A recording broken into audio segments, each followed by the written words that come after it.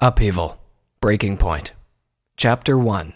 Things Where They Should Not Be. Come along, Spike. I'm sensing more gems over there. For the baby dragon who had been spending all afternoon digging holes and dragging a cartload of gems through the woods, that melodious voice was both a drink of water and a quick break, rolled into one. I'm coming, Rarity, Spike answered. He stretched his shoulders and pulled the cart onward. The clinking of gems bouncing as the wheels rolled over the uneven ground sounded tempting. His mouth watered at the mere thought of the fine meal just behind him, but he didn't dare touch a single bauble. Rarity was making a dress for another big-wig pony who wanted to look like dragon bait, and he had the honor of contributing a few hours of mostly unpaid, back-breaking labor towards that goal. He approached the clearing where Rarity was waiting for him. Right here, Spike, Rarity said. It's a large cluster this time. One large cluster of gems coming right up, Spike replied. He tore through the soft ground with practiced ease, and, one shallow hole later, a cache of finely cut gems sparkled in the sunlight. Excellent, Rarity said. This should be more than enough. Thank you again for helping me, Spike. No problem, Rarity, Spike answered. He was beaming as he loaded the gems onto the cart. Mostly unpaid, he had thought earlier, but the appreciation of the most beautiful pony in Equestria and a gem from the pile were more than enough payment for all his hard work. May I add that it is always my pleasure to be able to... Rarity? Spike looked at the purple-maned unicorn. Her horn was glowing, a sign she had detected another cluster of gems nearby. But she had a puzzled look on her face, and she just stood there instead of running off to where the gems were. Rarity, are you all right? He asked her. When she didn't reply, he reached up and tapped her with a claw. Startled, she gasped and then looked down at him. What's wrong? Is it another cluster of gems? Rarity looked around as if dazed. After a moment of silence, she replied. Yes, and no, she said. I'm sensing something, but I don't know. I've never picked up anything like this with my magic. These aren't just some gems. Not sure of what he should make of the pony's comments, Spike shrugged. Well, it must be a really special bunch of gems. We should get them. They taste they might look really good on a dress. You're right, Rarity answered. This could be the dress to put my star at the center of the fashion world. Excited by her own guesses, Rarity galloped deeper into the woods. Hurry, Spike, this way, she called out. Hey, wait, Spike called after her. This cart is heavy, you know. They were deep into the woods by the time Spike had caught up with Rarity. He found her staring at a small cave entrance by an outcropping of rock. Her horn was still glowing as she looked forlornly at the hole. Ugh, I hate caves, she said. And this one looks like a tight fit. I'll be covered in dirt if I crawl through that. Never fear, Spike is here, Spike said proudly. Here was yet another chance for him to show off. The entrance would be just the right size for him. Oh, would you, Spike? Rarity asked. The gems are just inside that cave. If you could go in and get them, I'd be so grateful. With a nod, Spike went inside in a hurry, lest his swelling ego got him stuck halfway through the opening. To his relief, the cave was actually much bigger past the entrance. He realized that the entrance had been partially blocked by a pile of rocks, likely from a cave-in. He looked around. The gems should be nearby. He sincerely hoped that they didn't happen to be part of another dragon's pile. He wasn't going to touch another one of those, ever. Spike, Rarity called out from the outside. Did you find them yet? The baby dragon looked around some more. The cave was nothing more but a single chamber with a ceiling just high enough to fit a pony, and with enough space to fit maybe 4 without squeezing. The uneven stone floor felt damp under his feet. The only light source in the cave came from the entrance, making it difficult to get a good look at anything. The cluster of gems should just be around. His eyes focused on it. By the corner of the cave was a single, dimly glowing turquoise sphere that was the size of a large apple. From a distance, it looked perfectly smooth. Not even a single facet marked its surface. He hurried over to get it. That beauty would surely get him a lot of points with Rarity. Maybe even a kiss. That was when his foot suddenly caught against something, sending him falling face first to the floor. He stood up, rubbing his nose painfully, and looked at what tripped him up. It looked like a white piece of wood, perhaps a tree root or something. He looked at the thing closer and then gave out a yell. "Spike," a concerned Rarity called out from the entrance. "Are you all right in there?" Spike edged away from what had tripped him. It wasn't a tree root at all. It was a bone. The skeletal foreleg of a pony skeleton splayed across the cave's floor. The bones were clean and dry. They must have been there for ages. The skeleton was still wearing the ragged remains of what clothing it had in life. What had happened here? Was this a tomb? Spike shook his head. The skeleton didn't look like it was placed neatly here. From the way it was positioned, it looked like some poor pony crawled into this cave a long time ago, and then died. A sudden chill crawled up Spike's spine as he continued to stare at the pony's remains. For a moment, he was frozen in place, unsure of what to do. "Spike!" Rarity called out again. Spike forced himself to look away from the skeleton. He went over to the gem and grabbed it. At once, he shuddered at the feel of the stone in his claw. It was perfectly smooth as he had expected. It was also warm to the touch and made his scales tingly. Regardless, he left the cave with the gem in his claws and presented the stone to Rarity. "Oh my," Rarity gasped. "That looks absolutely gorgeous. It's going to be the crowning jewel on my masterpiece. Wait, imagine it on a tiara, or on a scepter." She reached out to touch the sphere. Upon touching it, however, her excitement changed to puzzled wonder. "It's warm," she said. "Weird, huh?" Spike asked. "Not just warm," Rarity continued. "It's magical. Can you feel it? It's positively humming. What was in that cave, Spike?" "Well, there was a skeleton and," the baby dragon answered. "A skeleton?" Rarity gasped. "Why didn't you tell me? The thing could be cursed."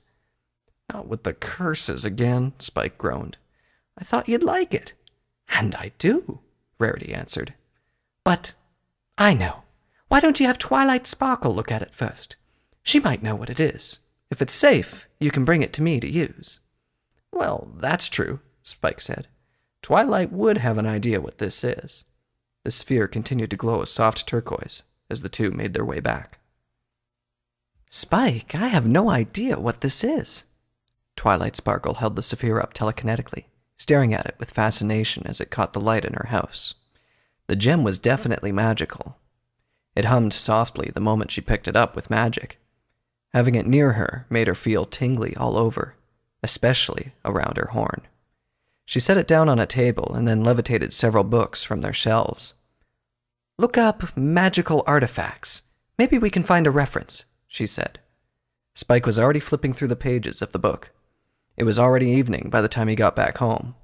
Not only that, it was seldom that he felt a lot of enthusiasm for any of Twilight's research endeavors. But the sooner he could confirm that the sphere was flashy but harmless, the sooner he could give it to Rarity. He took note of where the gift wrapping was stored in the house. He was probably going to need some soon. To his disappointment, nothing in the book said anything that remotely had anything to do with the gem. "See anything?" he asked. "No," Twilight answered, the disappointment evident in her tone as well. She set down Arcane Gems and picked up another book. "What else did you see in that cave, Spike?" "Nothing else," Spike answered. "Just the skeleton and that thing." "No clothes or other items?" Twilight asked. "Just some rags from whatever it was wearing. It looked like it'd been there for a long, long time." "What did the rags look like?"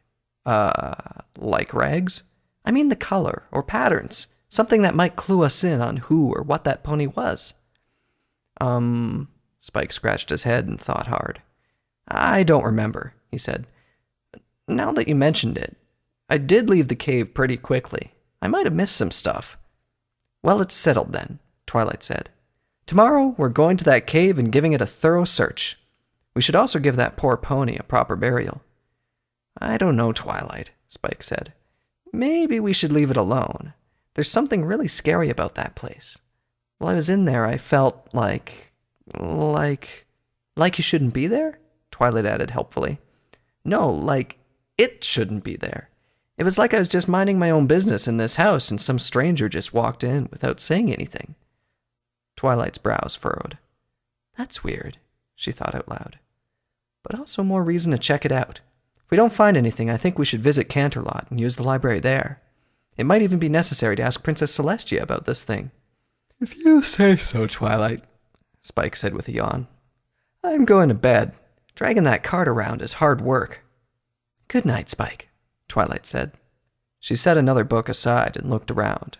Perhaps it was time for her to get some sleep as well. She gave the sphere on her desk one last look, and then headed to bed. The next day, Spike found himself wandering the woods once more. He wasn't looking for gems this time, though, and it wasn't Rarity he was walking with. Both facts contributed to the reason why there wasn't a lot of spring in his step, despite not having to drag a load of gems behind him. He wasn't exactly thrilled to see the skeleton again, either. Are you sure it's this way, Spike? Twilight asked from behind him. She was carrying a bag with her, which had a few books she felt might help, as well as the strange gem. Yes, I'm sure, Spike snapped.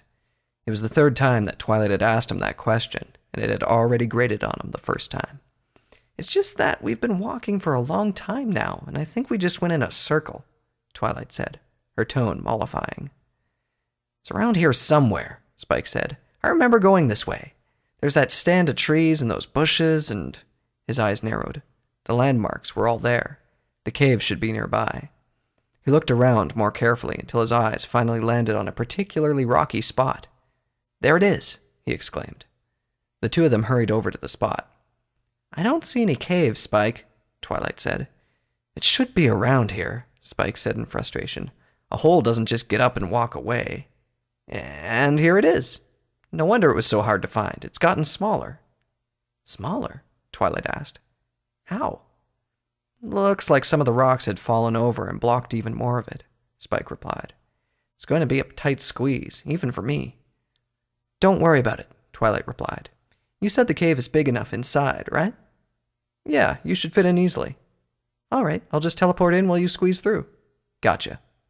Twilight focused her mind, her horn glowing as it gathered magical energy. A quick hop of a teleportation spell should be pretty easy. She'll probably need a light spell once she was inside, though. She was still thinking this when, suddenly, a burst of magical energy threw her concentration off balance. Twilight, what are you doing? Spike asked in surprise. A crackling aura of blue-white magical energy had surrounded the purple unicorn. I don't know, Twilight cried out in confusion. I just cast a teleportation spell.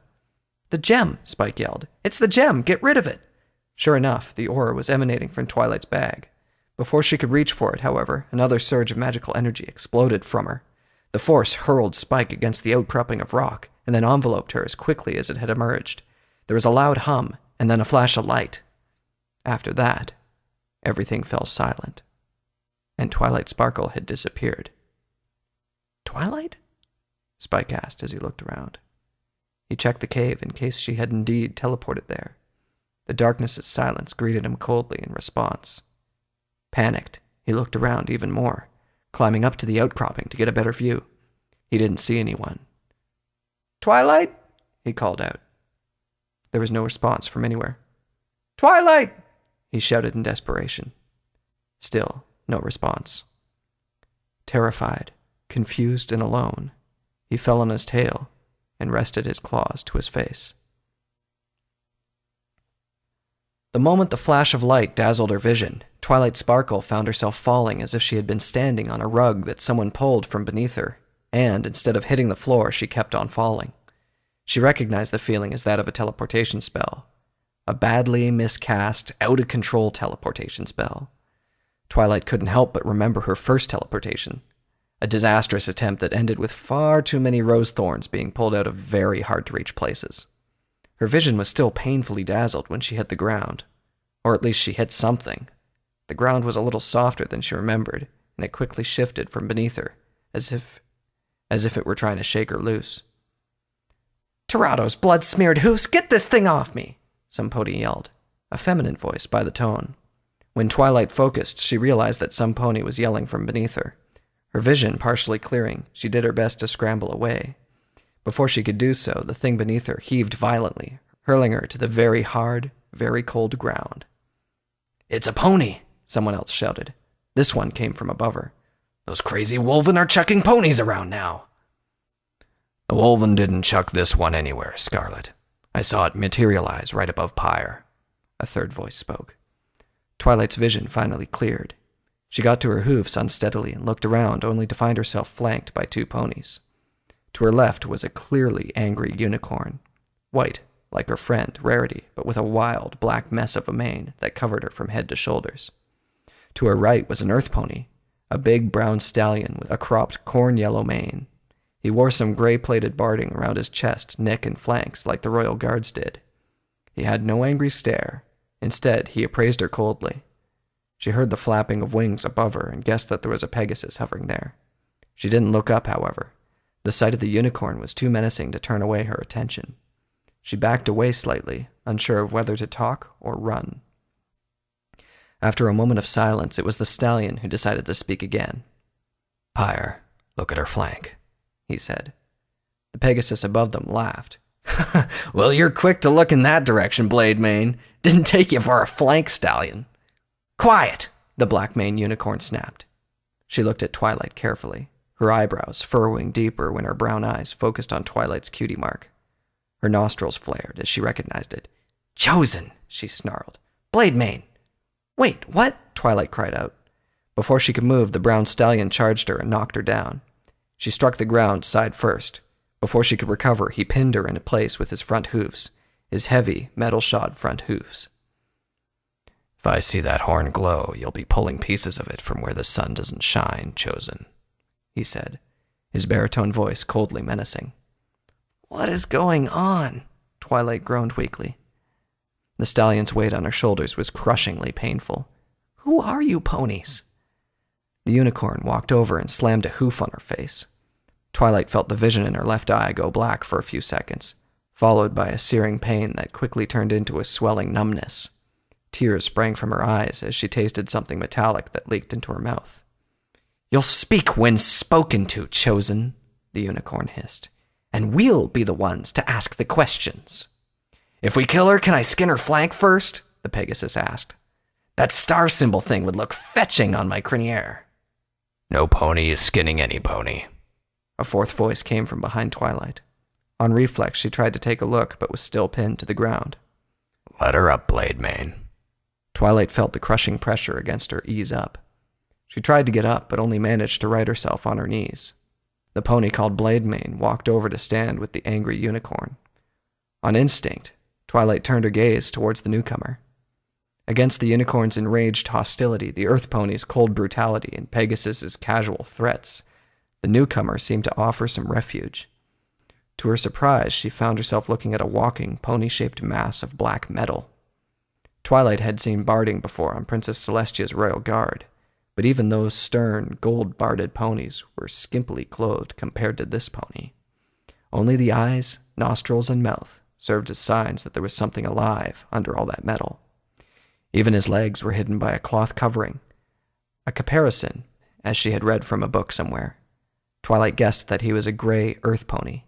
From his tail, she could tell that he also had black hair. He was a little smaller than the brown stallion who had been pinning her, but his presence made him seem to tower over all of them. The unicorn stepped forward, her face a warring mixture of protest and resignation. "Captain, she's a Chosen! Look at her flank!" The heavily armored pony answered in a deep, growling tone. He sounded more like a bear than a pony to Twilight. "I can see the big elaborate star on her flank, Vice Captain. The last time I checked, the Wolven haven't gouged my eyes out." "The captain's a flank stallion too," the Pegasus above them crowed. "Oh, day of revelations!" Her protest ignored, the unicorn focused her angry stare above them instead. The captain turned his attention on Twilight, who couldn't help but quiver a little at the intimidating sight. "You've broken some of your Princess Celestia's very important laws to get to where you shouldn't be, Chosen. I hope for your sake that you can bear the consequences."